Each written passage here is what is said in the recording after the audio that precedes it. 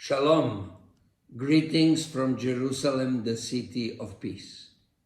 The Resurrection Day is the feast of victory that was won in Gethsemane when heaven descended on earth to encourage Jesus in a severe conflict against Satan.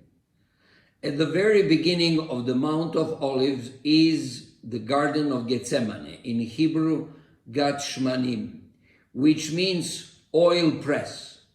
The word, the Mount of Olives, helps us to understand that this hill has always been full of olives, and Gethsemane is where the olives were squeezed and prepared to be sold. In Gethsemane, Jesus won the most important battle for the final victory, the battle in his mind, the conviction that he is ready to accept to die for the sins of the world. In the place where Jesus is supposed to have spent time in prayer with the disciples, there is a stone called the Stone of Agony.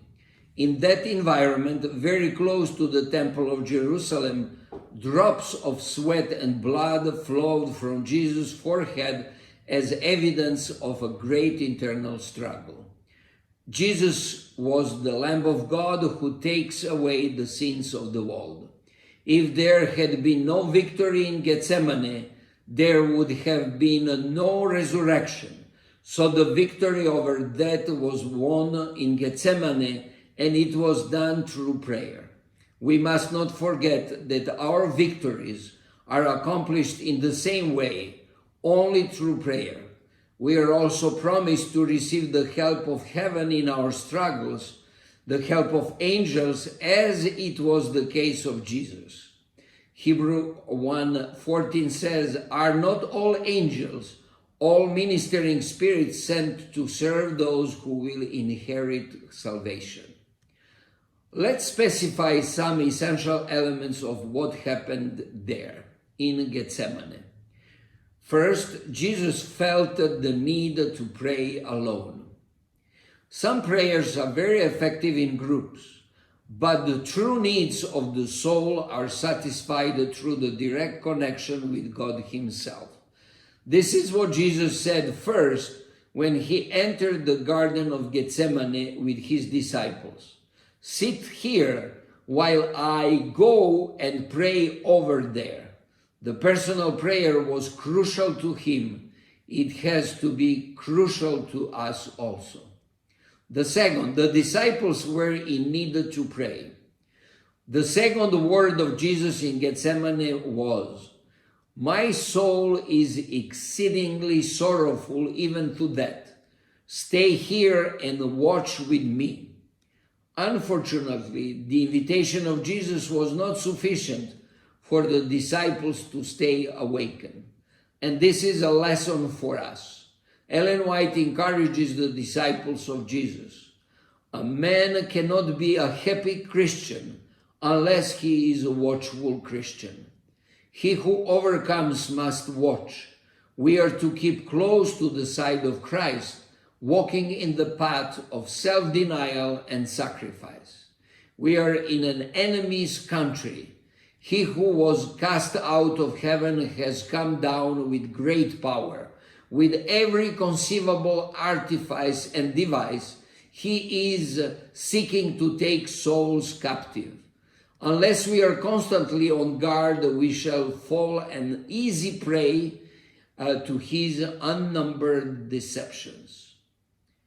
3. Jesus experienced the blessing of submission. His mind understood the challenge of the trial, the suffering, and the crucifixion. And he expressed openly to his Father, "Oh, my Father, if it is possible, this cup, let it pass from me." At the same time, Jesus already established a strong relationship with his Father. He could not imagine ignoring the blessing of this proximity to lose the support of his Father. This is why he insisted, "Nevertheless, not as I will, but as you will." Ed Cole was right when he affirmed that the ability to resist temptation is directly proportionate to our submission to God. If we don't submit our will to God, then we are walking our pathway. We are precluded from receiving the power of God. True victory is achieved through the prayer of submission. And when troubles arise, when we feel like we are being squeezed, that we have fallen into some press, let's not give up. Another element from Gethsemane is the affirmation of Jesus regarding the weakness of our flesh. The fourth word of Jesus in Gethsemane describes the reason why we desperately need the prayer. He said, "Watch and pray, lest you enter into temptation. The spirit indeed is willing, but the flesh is weak."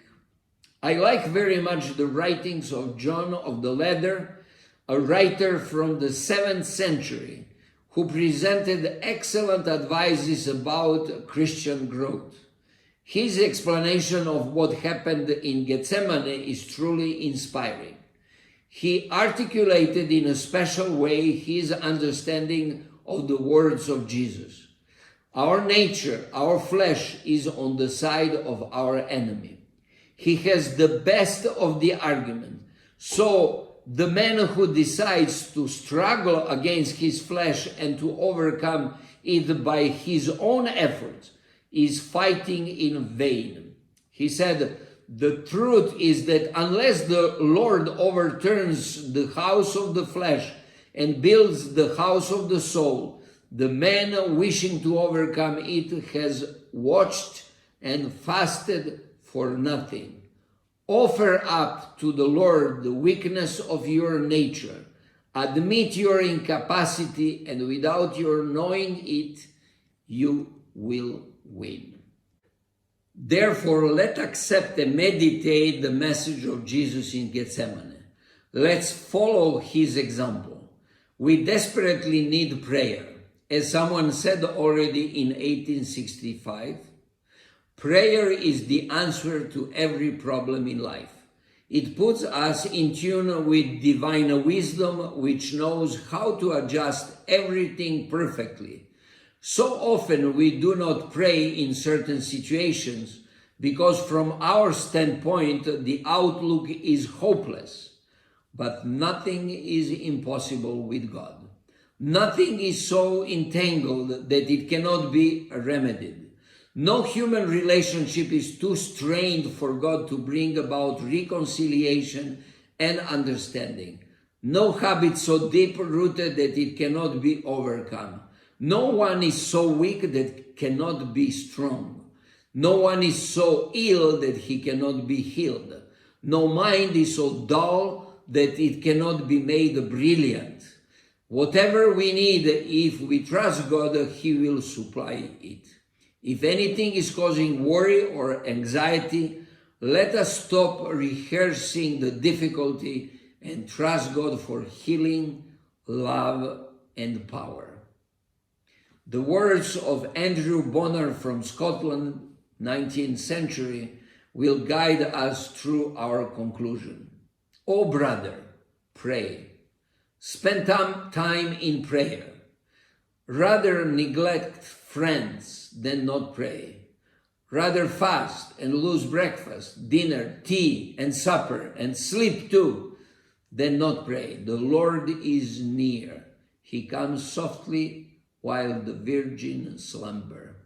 May our life be the life of victory. May we experience the victory following the example of Jesus and pray without ceasing.